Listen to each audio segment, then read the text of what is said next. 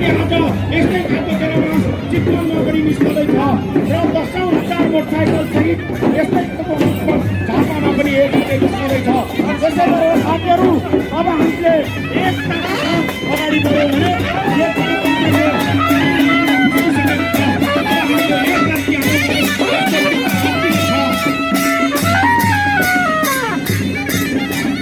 सागर बाबु उपस्थित जनसभाका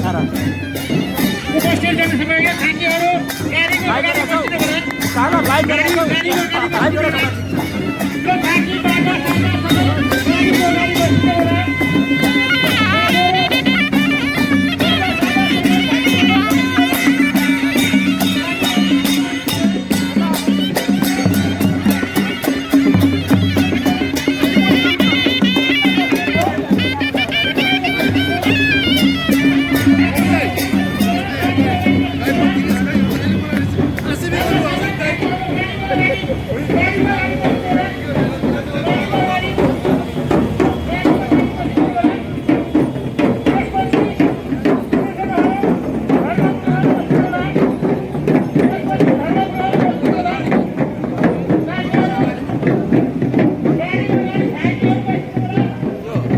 भाषा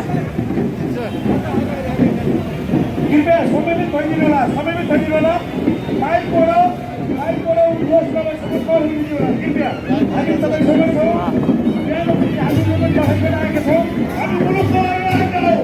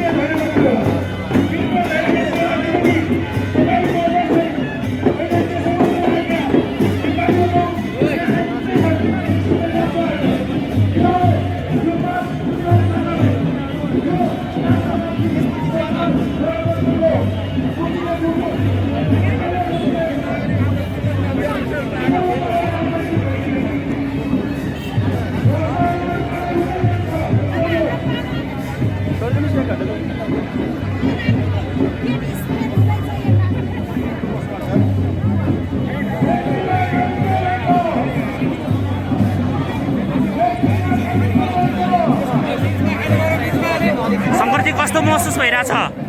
ठिक छ, अब चाहिँ अत्यन्तै उत्साहजनक सहभागिता छ। कमसेकम यो हजारौँको जुलुस आएको छ। अब यो परिवर्तन नजिक छ, जनताहरू स्वतः स्फूर्त आएका छन् र यसले एउटा चाहिँ परिवर्तनलाई अगाडि बढाउने काम गरिरहेको छ। अब यो देशमा यो 2-4 महिनाभित्र अब जसरी दलमा चाहिँ शोषकहरूले चाहिँ जसरी लुटिरहेका छन्, अब यिनीहरूको चाहिँ तन्त्र रहने छैन। यो भ्रष्टाचारहरू अन्त्य हुनेछ, यिनीहरूको शासन अन्त्य हुनेछ, संहिता समूल रूपमा नष्ट हुनेछ। आजको उत्साह तपाईँले भेट्नु भएको छ है? हजुर हजुर, अत्यन्तै उत्साहित छौँ हामीहरू। हस् हस्, धन्यवाद। हामी यसै गरेर जाग्यौँ भने पक्कै परिवर्तन हुनेछ। कस्तो के महसुस भइरहेछ? मलाई एकदम गर्वको महसुस भइरहेको छ। यस्तो यहाँनिर माहौल देख्दा काठमाडौँ बाहिर मात्र अस्ति भर्खरै प्रदर्शन गर्दाखेरि यस्तै किसिमको माहौल बनेको थियो र आज काठमाडौँमा यस्तो किसिमको माहौल भन्दाखेरि एकदमै खुसी लागेको छ।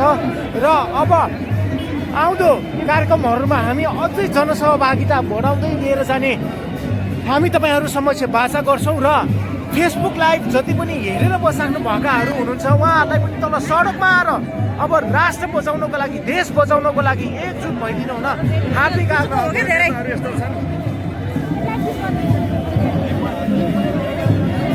कस्तो महसुस भइरहेछ?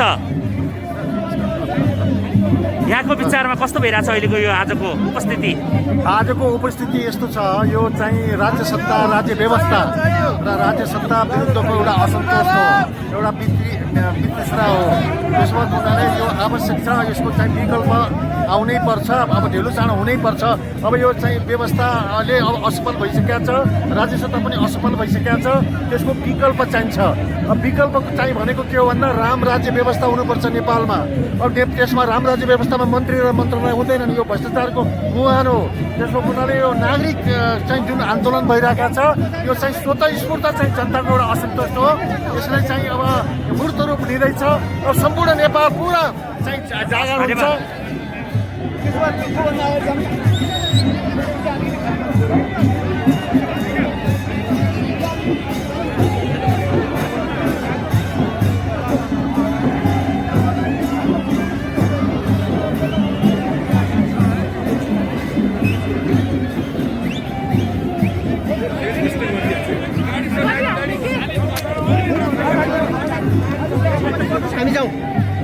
कस्तो महसुस भएको छ कस्तो महसुस भएको छ हजुर कस्तो महसुस अब भइरहेछ यो देशको थोपा थोपा रगतको मूल्य चुकाउनको लागि यो राष्ट्र बचाउनको लागि हिन्दू आदिवासी नेपाल बनाउनको लागि राजालाई पुनर्स्थापना गरेर हामीले दरबारमा लैजानको लागि र अहिले यो जनमानस यसरी उठिएको छ किन भन्दाखेरि अहिले गणतन्त्रवादीहरूको कुकर्म गरेको कारणले गर्दाखेरि यो देशलाई धन्यवाद दाइ कस्तो महसुस भइरहेछ अहिले एकदमै आज चाहिँ ठुलो जनसागर ओर्लिएको छ र हामीहरूले हाम्रो मुख्य ध्येय एउटा चाहिँ नागरिक तन्त्र सहितको राष्ट्र संस्था यसको लागि ठुलो अपार जनसमर्थनहरू हामीले प्राप्त गरेको महसुस भएको छ त्यसले हाम्रो मनोबल उच्च भएको छ र हामी यो लडाइँ तपाईँको असत्यको विरुद्ध सत्यको लडाइँ हो यो एक किसिमको धर्मयुद्ध हो र यो तपाईँको चाहिँ यज्ञमा यसरी चाहिँ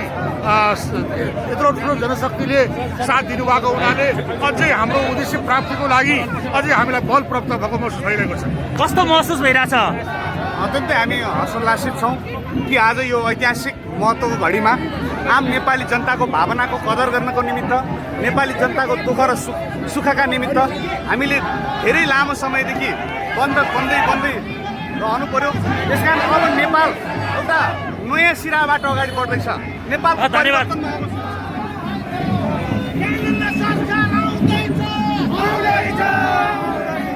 कस्तो महसुस भइरहेछ एकदम राम्रो सौहार्दपूर्णमा चाहिँ यो भइरहेको छ दिव्यता छ। आज नेपालमा नेपाली जनताहरू नागरिक सरकारको लागि तत्पर भएर अति उत्कृष्ट रूपले विशिष्ट रूपले वरिष्ठ रूपले चाहिँ आइरहनु भएको छ। अति आनन्दको अनुभूति भइरहेको छ। यो माहौल हेर्दाखेरि अचम्मको चाहिँ अनुभूति भइरहेको छ हामीलाई। जय हो जय होस्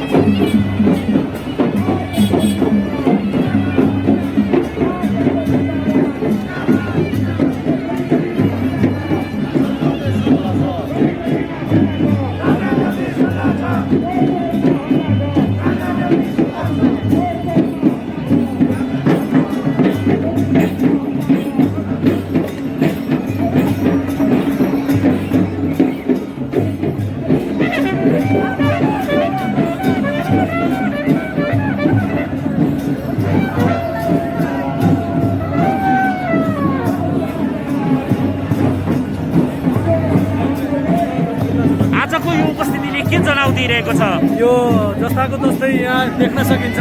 मैले भनिरहने भन्दा पनि यहाँको जुन उपस्थिति यो जुन लहरले बताइरहेको छ यो नागरिक सबैजना यति बेला यो चिन्तन लिएर आज यो रोडमा हामी आइसकेका छौँ। यहाँको जस्ताको तस्तै यो गतिविधिहरू सरकारले हेर्न जरुरत छ, यसको भावना बुझ्न जरुरत छ र अहिलेको परिप्रेक्ष्य अनुसार यो देश र यो समय सान्दर्भिक अगाडि बढाउनु नितान्तै आवश्यक। धन्यवाद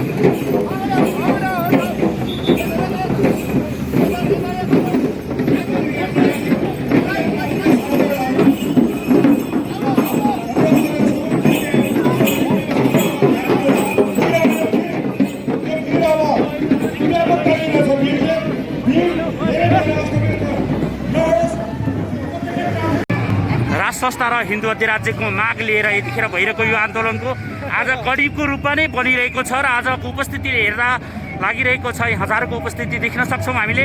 कस्तो महसुस भइरहेछ? असाध्य रमाइलो महसुस भइरहेछ। यो नेपाली जनताको उभार, जनताको आस्थाको उभार, आस्थाको चाहना जो यस्तो निक्लिरहेको छ देशैभरि, यो नेपाली जनताले अब न्याय गर्छ, यो देशमा गणतन्त्र खारेज गर्छ, सङ्घीयता खारेज गर्छ, धर्मनिरपेक्षता खारेज गर्छ। चाहियो राजा चाहियो भन्दै अब यो देशमा 47 सालको संविधान पुनर्स्थापित गर्छ, 72 को खारेज गर्दैछ। निश्चय नै उहाँले भने जस्तै उत्साह जागेको छ।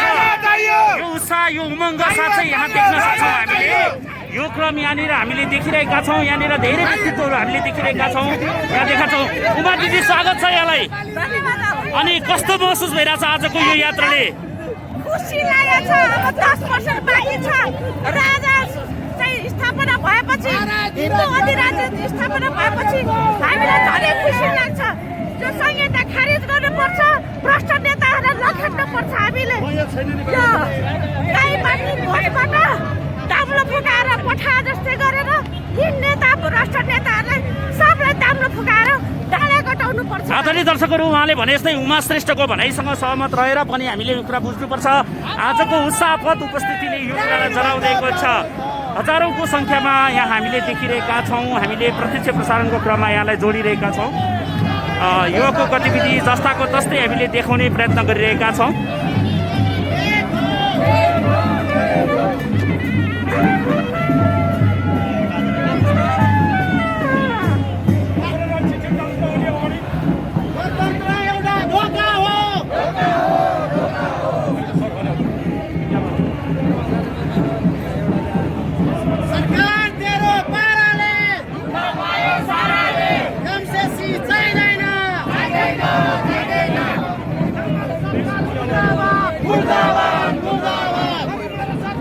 अहिले फोटो खिच्नु, अहिले पछि फोटो खिच्नु, अहिले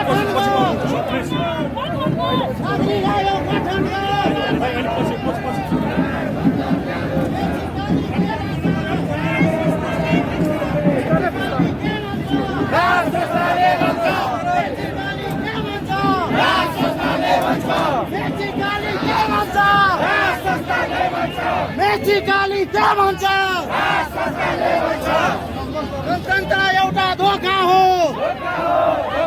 गणतन्त्र एउटा धोका हो। मनोजी, कस्तो महसुस भइरहेछ? यो सीमा रहेन। अब मुलुकबाट गणतन्त्र सदाको लागि फाल्यो। ढुक्काउनुहोस्। नेपाली जनताहरूलाई ढुक्काउन आग्रह गर्छु। फागुन 7 गते पछि, चैतभन्दा अगाडि यो गणतन्त्रलाई ज्वरोदेखि उगाएर फाल्छौँ। भ्रष्ट नेताहरूलाई हदैसम्म कारवाही गरी उनीबाट आएको 12 देखि 15 वर्षको बजेटले यो मुलुक हामी बनाउँछौँ। ढुक्काउनुहोस्। अब 15 वर्षमा यो मुलुकलाई सिङ्गापुर बनाउँछौँ। ढुक्काउनु सबैहरू। युवाहरूको यो आह्वान होइन त मनोजी? आह्वान होइन, यो प्रतिबद्धता हो। एकदम यो प्रचण्डको प्रतिबद्धता होइन। यो नवयुवा राष्ट्रवादी गौरवमय राष्ट्रसहित नागरिक तन्त्र स्थापना भएपछिको बोल्ने युवाले बोलेको। यो चान्चुने कुरा होइन। अब यो मुलुकलाई 15 वर्षभित्र सिङ्गापुर हुनबाट कसैले रोक्दैन। यो चाहिँ हाम्रो